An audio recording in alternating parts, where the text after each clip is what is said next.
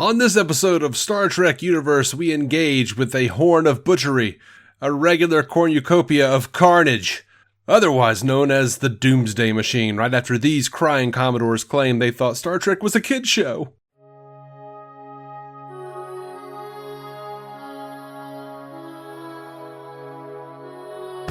Welcome into Star Trek Universe. This episode, we are continuing our journey into the world of classic Star Trek with young Effie experiencing the joy of humanity's future for the first time. I am your haggard old host, hobbling along the well-beaten path of pulp-laden 60s sci-fi, David C. Robertson. Then I must be the young'un, Effie Uphelders. It is a pleasure to be here once again. We watched the thing. We did watch a thing, and that thing was the Doomsday Machine. Evidently, yeah. I am curious what it looked like originally, because it is weird CGI. Like the very much the let's do remastered versions era of sci-fi where it wasn't quite up to snuff yet, but it is funny. Yeah, it didn't look better. Well, some people argue it looked better. I didn't think it looked better.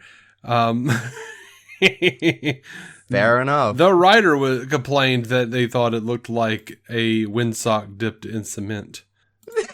Isn't that what it is, though? Yeah. That's the shape they went with. It looks like a doobie. Yeah, pretty much. Looks like a doobie. I am sending you a picture of it. I don't know if you've already seen it, but... I am looking at the Memory Alpha thing just now, and it seems that they just darkened it up a bit. Yeah, it just looks like what they did for the remaster, honestly. Yeah, they didn't veer off very much. It's just like, that's the same thing. Yeah. Yeah, doesn't look much better or worse, but I was curious. Yeah, I remember back in the old days, or sort of back in the old days, when this came out, when the remastered came out, I was like, "Oh man, what are they going to do with the Doomsday Machine? That's got to look better." And then I was like, "It doesn't look very much like a better thing." It's the same thing, just slightly more HD, I guess, which makes it worse in some ways. Yeah. Yeah. Oh really? well. Like the Constellation looks a lot better. The Constellation? Oh, Oh, no, I'd imagine so, because that looked pretty damn good, the beaten up spaceship. I almost forgot the name. Because what did that look for before? Oh, that looked much less, like, originally, that's less burnt up and shit. That's a pretty okay ship. Mm-hmm. It's too shiny. Yeah. Brand spanking new, except for a couple of burn spots, but, you know, that's what happens when you put out cigarettes on someone's arm, I guess. Yep. That original hard to pale, yet a couple of burn spots. That's how people describe me in my childhood. That original, that's unfair to my parents. The original Constellation was the inspiration for Judd Nelson's character in The Breakfast Club. Sorry, which character is that again? Fuck. The guy in the flannel. I from context, I get it, but I forgot all the names. Anyway. The guy in the flannel who's like, "What about you, Dad? What about you?" He's got the burns. Enough. He's got the cigarette burns. Yeah. Took me a second there. I've only seen the movie once. I wasn't hugely impressed, mostly because no one had told me going into it that there was that much fucking improv. So to me, it read as, this script is pretty mediocre. Yeah. and then it doesn't work as well if you expect, the plot to be written and the dialogue to be written. I thought you were going to say, like, I didn't like it very much because no one told me before I went in that it's a classic. So. No. If anything, that probably worked against it because I knew it was a classic, and I was like, "Why?" Like I can understand, like, on a more high brain level that it's a classic because it was more revolutionary at the time to have kids of this age talk about their issues, blah blah blah. But that doesn't hit the same way anymore, I guess. Yeah. Maybe if I'd seen it when I was a teen, that might have helped. But then I was watching Skins, so maybe I'd already evolved past that level of issues. Yeah, I don't think I saw Breakfast. Well, that's not true. I was going to say I didn't think I'd seen The Breakfast Club until I was in college, but I had seen a lot of it in bits and pieces on cable television since I was a kid. So Fair enough. I'd seen like the ending and the final shot. That was basically all I knew. And I mean, it was nice. There were pretty people on screen, so that was fun. There are John Hughes movies I prefer over. Very well. I will Club. just remind me to jot those down after the cast. Yeah. No, I mean, well, I don't want to leave our listeners hanging. That's true. They deserve this knowledge as well. Ferris Bueller's Day Off. Ferris of Bueller's course, Day that's Off. still on my list. Yeah. Weird Science, Pretty in Pink.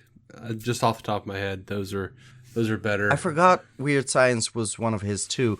I just know references to that movie purely because of the Weird Science podcast that does a lot of comic shit. Way too many hours of stuff to keep up with, but I used to listen at some point when I was interested in the week-to-week comic shit. Yep. I have way too much to listen to nowadays. You know what? I'm gonna make people mad at me and not listen to this show because they're like, I can't trust this guy's opinion anymore. I know he only wrote it, but the Ed O'Neill movie Dutch, I like that more than Breakfast Club. Sorry, I know it's a universally hated movie, so hated that after it came out, they even did bits on Married with Children where they would go to the video store and Dutch was behind the family, like on the there's a big poster that has like a sticker over Dutch's face because it was the same actor. Of course, that says delightful. Says free movie. But that's good. I like that movie a lot. Not like a lot, but it's better than some others that are held in very high regard. Fair enough. I'm curious. I'll keep that one in mind too, because I mean it's Dutch. I must like it, right? No, there's plenty of Dutch things I hate now that I think of it. Let's not get into those. I've heard you be pretty negative about Dutch things, but this guy's just named Dutch. So that helps. That's the maximum amount of Dutch I can handle, I think. Yeah, I think you'll be all right. Yeah. We had European elections just yesterday, so I am on an all-time low in terms of just appreciation for Dutch citizens, because we will vote once again very poorly, and that's gonna make me sad in a couple hours. Yeah, I'm sorry. Something that didn't make me sad. Let's get back to Trek. Doomsday Machine. What did you think about Doomsday Machine? It was fun. Nothing too deep. It was just one of those let's go all out action episodes in terms of Star Trek's range of. This is not one of the cerebral ones. Let's put it that way. This is mostly at the core concept. That's where there's a like. Oh, the parallel with nuclear weapons. Like, right. There's something there. Beyond that, it's just let's run with the fucking plot and see where we go and have this person with clear PTSD run the ship for a bit because we haven't examined him to diagnose him yet. But, Yeah. So, there was a lot of nuclear stuff and there was a lot of like nuclear anxiety. Like, they likened this doomsday machine that came from another galaxy as if it was like, it already destroyed the civilizations that it was never meant to actually destroy, and now it's moved into our galaxy. Yeah. And, it's a fun idea, but also we assume that way based on just nothing. Just, there's no reason for Kirk to know that, but it's what we need to know as the audience. Yeah, this is a hypothesis. It's a theory that they have going in. There might still be a civilization of let's destroy everyone else with a giant doobie. Yeah. It's a polarizing. We're the superior civilization. Yeah. So they're just high. Yeah. That's why they know they're better than the rest of the galaxy. Mm-hmm. Yeah, I think it was there's some book or something where they said that I don't know, the progenitors or the preservers or somebody built the galactic barrier to keep these things out because they were from they're from another galaxy. Fair enough. Kind of neat hypothetical world building that's never been in canon. But yeah, there were lots of it was very heavy on everyone's mind at this time, like H-bomb shit. Yeah, I fucking hope so. So, I mean, you had the 6-Day War with Israel. You had like, I wrote it down somewhere. Some of those wars. Oh, yeah. It says 4 days before the Doomsday Machine began filming, China emerged as the world's fourth official atomic power. And by January of 1968, the Doomsday Clock advanced to 7 minutes to midnight. Which chapter of Watchmen is that again? I don't remember what happened in Watchmen, but the Doomsday Clock is a real thing. I know. But it's been thoroughly ruined for me by Watchmen, so I understand. There's only one connotation I have. Yeah, I feel like it was supposed to be. The nuclear shit was supposed to feel more prescient than it did in this episode, because it really was just like Decker hamming it up for a lot of this episode. Oh yeah, which wasn't necessarily like that was enjoyable enough. It's just these regulations need to be rewritten. Yeah, and you know what? He has said over and over again that he thought that it was a kid's show, or like he said when he was alive. He said he didn't realize the Moby Dick allegories until years later. He said he thought the episode seemed kind of silly with the Planet Eater and the spaceships and acted as though he was playing in a cartoon. He said, I was playing Captain Ahab in outer space, but I didn't think about it that way until years after I did it, when I read that in an article. Fair enough. I haven't read Moby Dick, so I missed that. Is it like explicitly alluded to? Did I really fuck up, or was it more subtle? I mean, it's the obvious the thing that everybody does when they're alluding to Moby Dick is Captain Ahab willing to destroy everything and everyone in his path to getting the whale. In this case, sure, in this case, Decker wants revenge on the Doomsday Machine. He wants to destroy it because it killed his entire crew. No. I understand the parallel. Like, I know enough about Moby Dick to get that. I was just like, was there an explicit reference I should have caught, or is it just the same trope? It's the same trope. He just didn't realize it until years later. Fair enough. If you missed it, it's okay, because the guy who started it missed it too. Yeah. See, I'm could have played him, really. Yeah. But what's funny is, like, he has said this all these years about how over the top and stuff he was. I thought he did a really good job. Yeah, he just seems pretty grounded. Like, he's shaken, but he's still, like, he doesn't, he's not chewing scenery in a way that makes it laughable or like, to me, it didn't come across as confusingly kiddish or like, it fit. That's just because it's not an established character either. So it's just, you get like, oh, this guy is off. But that's who this guy is now, because he's, lost everything. Mm-hmm. And I personally, from the first moment onward, it just works because you meet him like that. Absolutely, from the moment he says, "They say there's no devil, Jim, but there is." Like, oh God!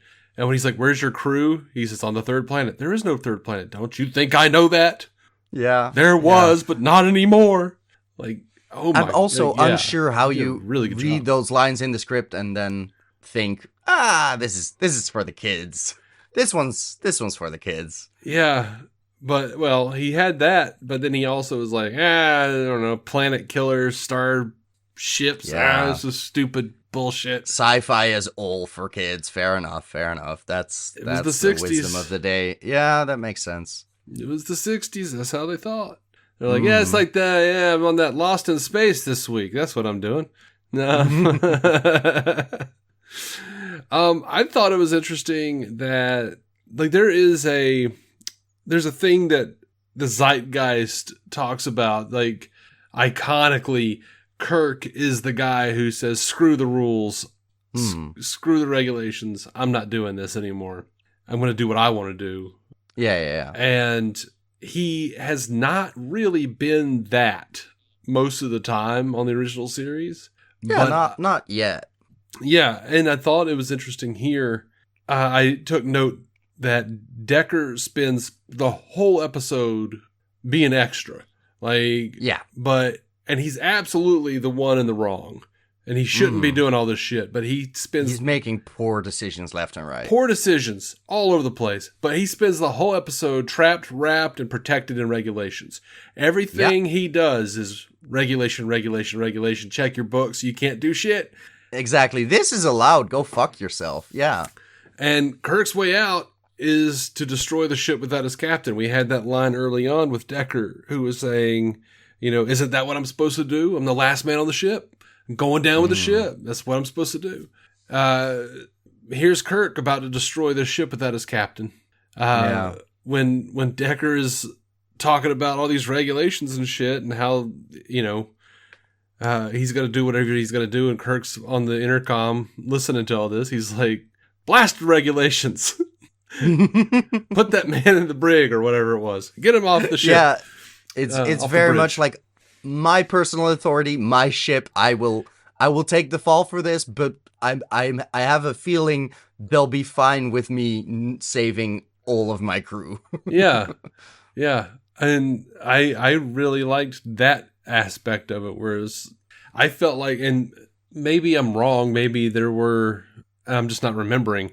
Maybe there were instances where Kirk was just like, I'm not going by regulations this time. But I don't remember it as ardently as they did it here, where I was like, and with someone in an antagonistic role going by the book. Yeah. I feel like we've had, in Amok Time, we did have the don't go to Vulcan. Well, fuck it, we're going to Vulcan. That type of shit. Like I think there was another episode where it was like in the final scene, it's like, oh, we finally got word from Starfleet Command, and you, whatever you do is fine. I think that was Amok Time too. That was also no. Yeah, that was Amok Time, but also, oh god, in the one where they with the Romulans, I think the war fight where he is worried he's making the wrong decision, and they are like, we have faith in you, it's fine. Yeah. Some shoot other people space fight, whatever it was, might have been some other enemy, but this is how well my memory functions after a couple episodes.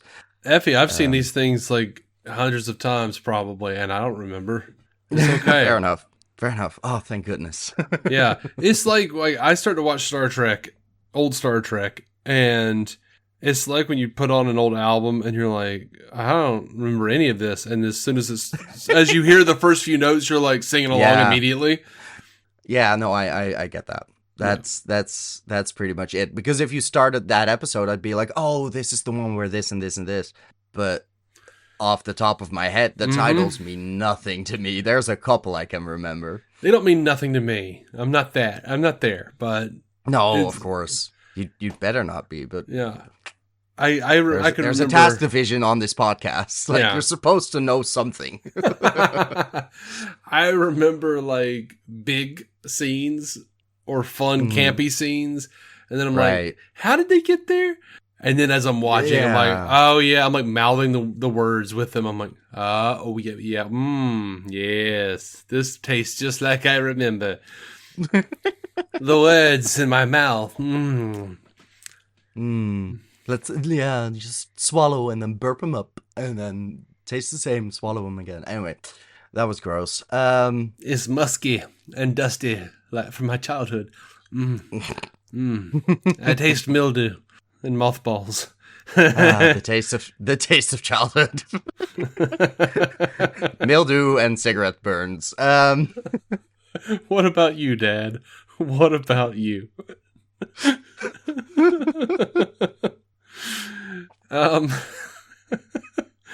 I don't know what else to say here. This is a pretty divisive episode. Like, people usually either love it or hate it.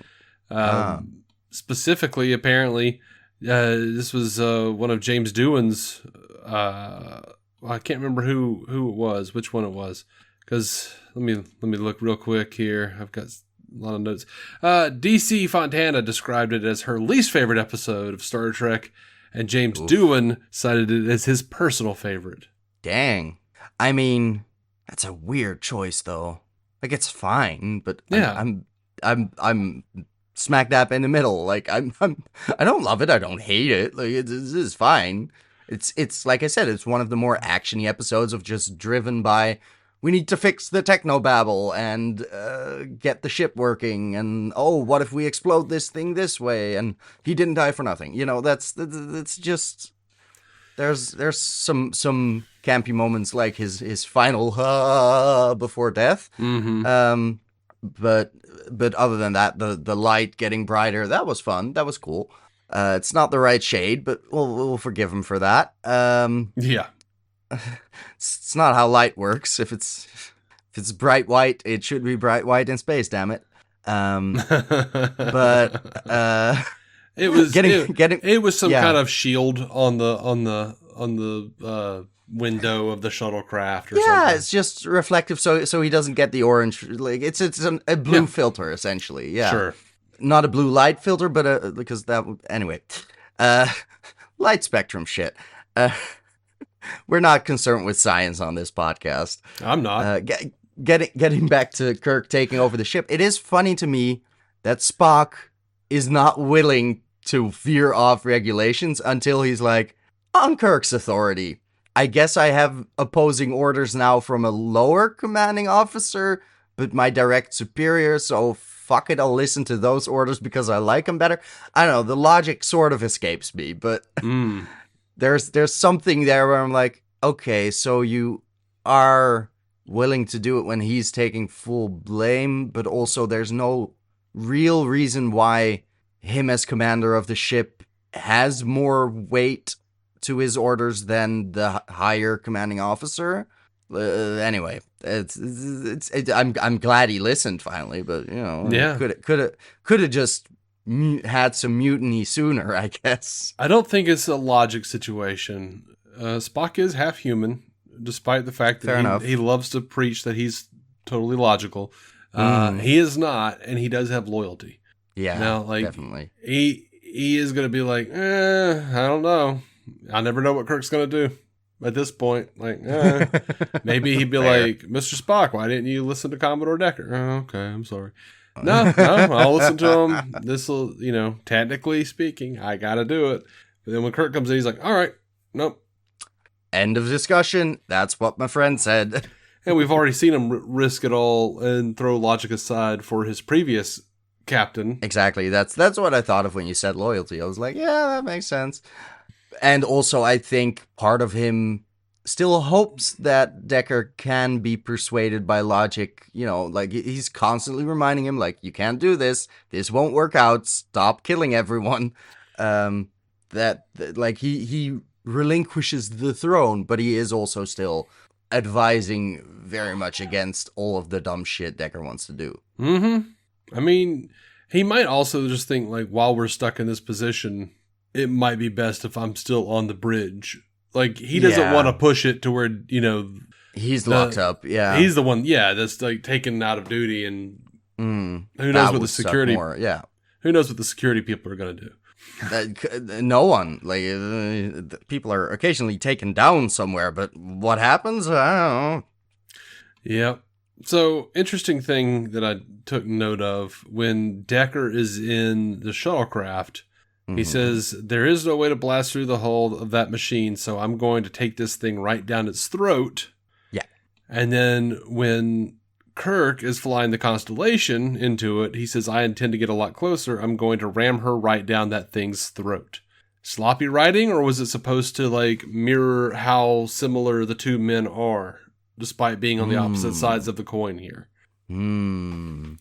Yeah, I'm guessing sloppy writing, but that's just because we can look through that fourth wall.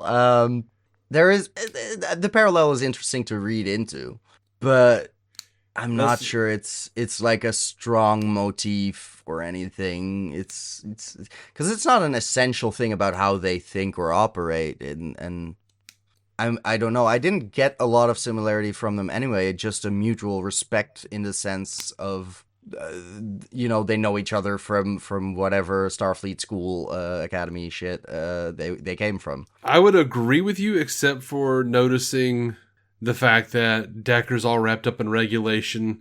Decker stayed with his ship. Kirk stayed with the Constellation. That's fair. Yeah. And then, which was not his ship, but when it was time to fly into it, Decker killed himself. Yeah. Kirk was like, beam me the hell back. Yeah, okay, but outside of fleeing the ship at the last second, it is very clear that he is like, no, I'm the captain, I'm making this call, I'm the one who pushes the button at the last second, and Scotty, get the hell out of here first. Yeah. Because we're not risking the transporter bailing on you and me at the same time. Like, that's Right. fucked. So there is absolutely the same honor, the same sense of duty that they have to stick with the ship, and they're the captain and they're responsible. That's absolutely there. But that's also probably what is ingrained in you in Starfleet Academy or whatever the fuck. But see, like, the way I saw it was I'd expect the commanding officers to feel that way. The way I saw it, though, is Decker is like, I'm going down with the ship. That's my job. That's my that's the regulation. I am dying with this ship. Kirk is like, I will fly that ship and get pretty damn close, but you better pull me out. Going along with his, like, I'm not going by regulations that are stupid. Yeah. No, stupid regulations are stupid. But I also think there is a big sense of just survivor's guilt in Decker's character. There's just a ton of, I lost my entire crew. I killed them. I should have been down on that planet with them. So my sacrifice is the least I can do, basically. There's a lot of, because he didn't. Survivor's guilt, yeah. Yeah. And guilt over being, there's a lot of talk in this episode about being the captain and being responsible for the deaths or lives of your crew. Yeah, that clearly weighs a ton on him. Yeah, it's an interesting idea. Like, I like what all of the things point to in terms of, like, how different Decker and Kirk are as captains. But we're also looking at Decker as a guy who is just severe. He's in shock.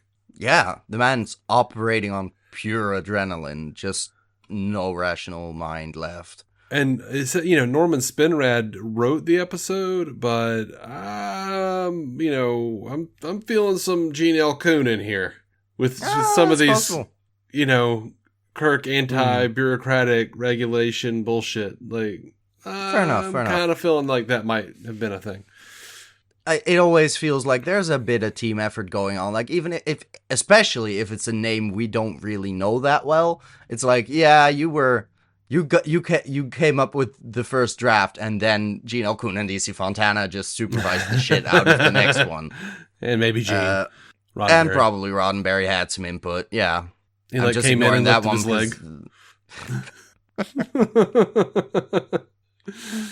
Alrighty. This episode marks the debut of the redesigned engineering set. The dilithium crystal storage units now occupy the center of the floor, complete with recycled Horta eggs. Wow, I did not pick that up. Yeah, they're just balls painted a different color. That makes sense. Yeah, on a console. I figured. A ladder and upper level have been added into what was just a high bank of lighted panels in the first season. The set also is entered through a short spur hallway now, rather than as a side door off of a main corridor. The console across from the forced perspective end of the set has been replaced by a doorway and moved to the main wall to the left of the red grid. The huge structures among which Kirk's evil self and Ben Finney once hid are not seen in detail again. But the emergency manual monitor set was built on stilts on that spot, making its debut in Mirror Mirror. Uh-huh. I need visuals for all of this. Yeah, crap. like I wouldn't have even noticed any of that shit, honestly. No, exactly. This is someone being enough of an antfucker to just go in and like draw out all of the maps of the Enterprise. Just okay, what does the floor plan looks like? Oh my god. That is amazing, but Yeah. like dedication. I'm impressed. Like I realized it's been decades and people have, little to do with their time, but damn, that's detailed. I love it. Yeah. This was cool. William Wyndham, who played Decker, has said at conventions that he had his character compulsively fiddle with the cartridges as an homage to Humphrey Bogart, who did the same thing with ball bearings in the Kane Mutiny. I mean, I haven't seen that, but cool. I haven't either. It works for the character. Like, it does. It is very much like he is very neurotic, very fidgety, very clearly still shell-shocked. Yeah. The director, Mark Daniels, finished this episode in 5 days instead of the usual schedule of 6. Damn. He made a bet that he could finish the episode in 5 days. When he succeeded, he got a $500 bonus. I mean, that's pretty good in 60s money, so... Yeah. I'd go ahead and save the studio some money by finishing a day early. Like, sure. Didn't turn out much worse than if they'd had an extra day, I'm pretty sure. Like, wouldn't have made much of a difference. Yeah. Here's something that kind of goes along with my theory that maybe Gene Coon got a hold of this. In most of the earlier drafts of the screenplay, Decker did not sacrifice himself, but instead survived to admit his mistakes and voluntarily retire. Fuck that. That's weak shit. It is. Oh, I happen to still be on the memory alpha, like with the pictures, but below that is the production timeline, and the revised draft is by Gene L. Coon. Yeah. Okay, good. May 10th. So yeah, I did not even see that. The first draft was April 5th, and then a month later the revised draft he did. Yeah. Nice. And then there were some more final draft shits, but whatever. That doesn't say who did it, so we were correct in our assumptions. Always lovely. Yeah. I enjoy being proven right. Who doesn't? Norman Spinrad, the original writer, was displeased with the model used for the Planet Killer. Fair enough. He had envisioned a doomsday machine bristling with all sorts of evil-looking weapons. It has been anecdotally reported that the Doomsday Machine miniature was made by dipping a windsock in cement, but there is no first-hand account of this. Would be a funny backstory, but at the same time, what he describes as the alternative wouldn't have been a better design. Like, yeah. I appreciate the simplicity of just, this is one huge ass thing with one huge ass beam that will shoot a planet to shit. Like that works. It's just where you go from the mouth to like the sort of tail, that shape is weird. That's the problem. Yeah. That's the only thing. If it were just, I don't know, more roundish or shortish, it would have been fine. It's just kind of weirdly shaped. It is. But conceptually, it's better than whatever the fuck he imagined. So, leave it to the production designers. Darren Doctorman has suggested that the model was more likely made of the type of foil used by gaffers on set, wrapped in blue lighting gels. Interesting. Not too familiar with that stuff because I haven't been on a set in a while. That sounds more likely than windsock dipped in cement. Yeah, I feel like that would run into some just practical problems. Yeah, like I feel like it'd be heavy. Yeah, that too, but also just the how does it retain its shape? Like, yeah, it's not like papier mâché. Like, it's not a fucking. It's not. Shouldn't be that easy to just dip something in cement and have it stay the exact same shape as when wind goes through it. Like, yeah. No. Now, I always assumed it was papier mâché. That is also very likely. I mean, I meant it in the sense as using cement is not the same as papier mâché. Like that's paper mâché is a different animal. Yeah. That would make sense. Like, yeah, I could see that. Yeah. Because it looks a bit like, someone slapped a bunch of newspapers on top of it. And then painted over it. It does. In the German version of the episode, the line said by Schiff and up. Sorry, I had to. Sorry. No, it's fine. German version, the line Kirk said in the beginning of the episode when a female crewman passes him is incredibly different. In the English original, he says, every solar system in this sector blasted to rubble. Clearly not talking about her at all. Nope. In the German version, translated to English, he says, I think I should work on getting these skirts longer again. I mean, that's fair, but also not related. No. Weird to say out loud, but but someone in production must have thought that. Yeah, like they were hanging the lantern for the very conservative censors or something. Yeah, it would have been funny to have that as a line. I don't know where they got it. It must have been just some German having a fucking piss, but like, oh Jesus. That's great. That's great. So Mark Cushman in These Are the Voyages Season 2 said that Doomsday Machine is the first time that Star Trek came in under the new reduced production budget for Season 2. That makes sense. So even with the numerous photographic effects needed, Doomsday Machine with a total cost of $173,336 came in $8,664 under budget. The first episode of the second season to not exceed the money allocated by the studio. So all the others exceeded the money. Exactly. That's delightful. And all because someone bet a guy that he could do it in a day less, probably. Because that's just most of your budget. Another shooting day will fuck you up. Yeah. In 2013's dollars, the cost of this episode equates to just over $1.2 million. I've always wondered what it would be in 2013 money. Yeah. That's still relevant, right? Yeah. It's probably a lot more now. In 2013, a 1-hour sci-fi drama was budgeted for more than double that amount. Yeah, that too. So there's also that. But still, it's like that's nearing the Game of Thrones levels of just budgeting. Like, throw in a couple million per episode. Fuck it, we're on Disney Plus now. That type of energy. Alrighty. This is interesting. Recalling his time on the set during the filming of the episode, Spinrad couldn't help but notice the competition between Shatner and Nimoy. He said, the funniest thing is there's a sequence in their dialogue that goes Spock, Kirk, Spock, Kirk. While I'm on the set, I see that William Shatner, in between takes, is sitting somewhere. He's got the script and penciling out Spock lines because he had something in contract saying that he had to have the most lines, that Nimoy couldn't have more lines than he did. So Mark Daniels, who was the director, starts to shoot it. 5 blown takes. It's really an unusual honor. You're not really supposed to stick your nose into this, but I can't stand it finally. I know what's wrong. There's a reaction line from Spock that's missing. It just can't work without it. So I called Mark Daniels over into the corner. I said, listen, Mark, the reason you're having trouble with this is because of the missing Spock line that Shatner took out. I know the whole reason why that is. We can't put it back in, but maybe you can just tell Leonard to grunt. Can you get away with a grunt? And that's the way they shot it.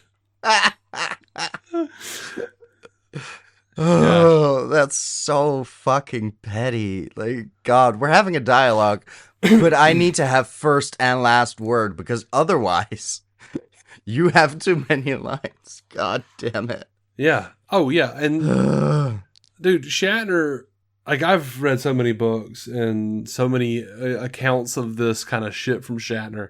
But, I mean, you're looking at this guy who is supposed to be the lead of a television series. Yeah. And all the fan mail that's coming in is all for Leonard Nimoy. Of course. And so much so that Leonard Nimoy just like went and got a raise, supposedly, because of it. As he damn well should. Yeah. But other cast members have complained, or did complain over the years, that Shatner would go and take their lines as well. Like, I don't think they should say that. It feels like I should just know that. I'm the captain. Yeah, right? They don't need to tell me shit. Yeah, you've told me that. And it's oh, God, to be such a dick. Anyway, it's not great for your working relationship with all of your colleagues, but it's just nobody should have given him the authority to meddle with writing because it's not his fucking job.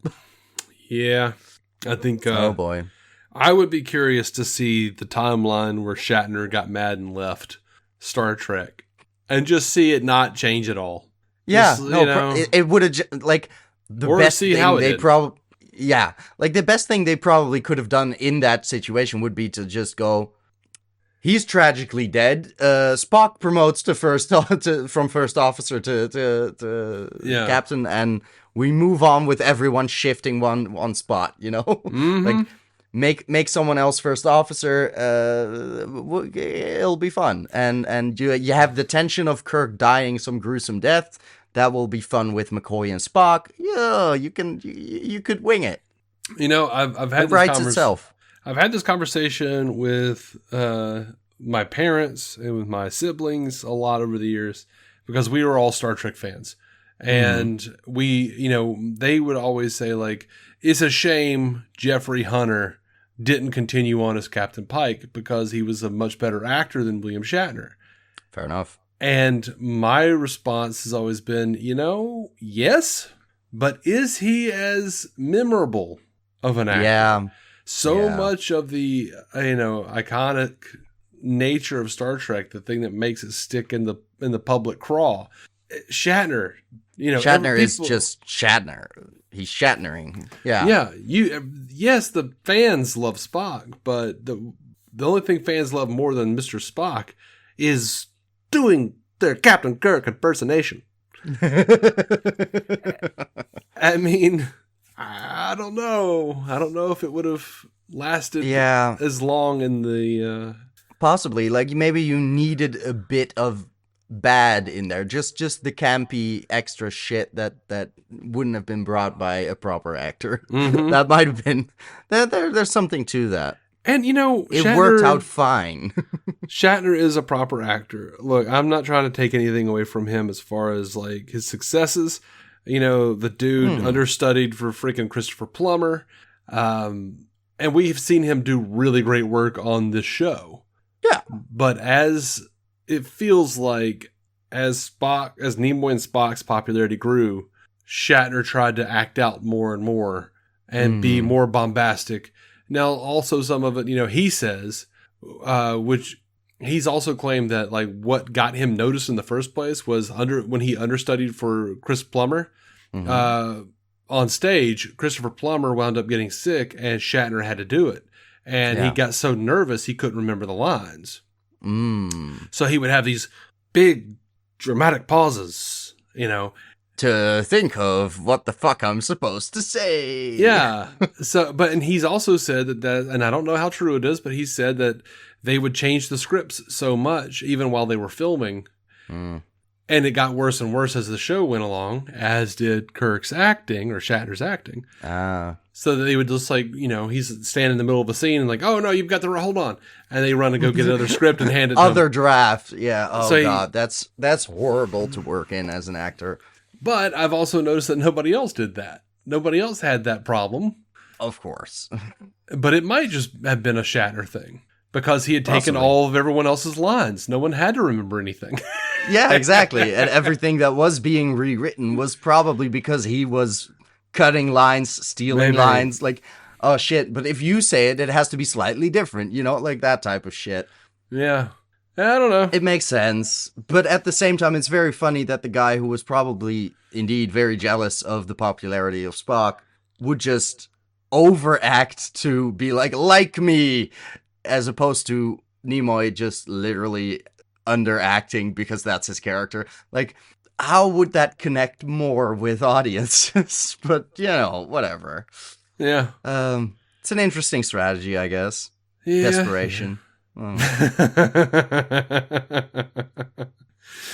All right. Well, I mean, do you have anything else on this episode? How do you feel? Not really. I feel good about this. It was fine. It was fun. It had some moments, and it had a bunch of stuff in the middle, and you had to sort of sit. Yeah, exactly. It was a show. You had to sort of sit through the bits where you're like cringing that a Commodore would be this fucking annoying about things, and then just wait for that to be resolved. Like that's sort of the. Oh, sweetie, this is Star Trek. Yeah. This is Star Trek. Anybody who's higher ranking than the captain of the show is like the most annoying prick you've ever met in your life. That makes sense. That makes sense. They really like their hierarchy as long as it's on the bridge and not above that. Yeah. It's just like Mr. Eyebags in that one episode is just like demanding Kirk do the thing, and he's just like, yeah, not until I get my people back. It's just everybody who comes on who's a diplomat, who's an ambassador, who's anyone over anything, like they're all gonna be dicks. Admirals, consistently, they've all been the person who goes, but I outrank you, so I get to tell you what to do, like in the most obnoxious way possible. Yeah, that's a long-standing Star Trek tradition. It's usually the second line they have is just, but I can tell you that my job is more important. That's pretty much what happens. Like they've got an admiral on TNG who they're like, oh, Captain, the admiral's on the line for you. And you just see in his face, he's going, shit. Like he's just like... That's fun. Like Picard's just like,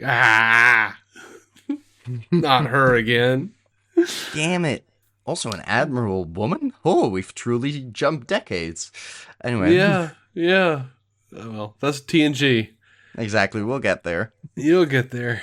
All right. Well, I think that's it. That's all I've got for Doomsday Sounds Machine. Like it. Join us next time when we'll be trading in our Chevy for a red jack. You ought to know by now. Christ.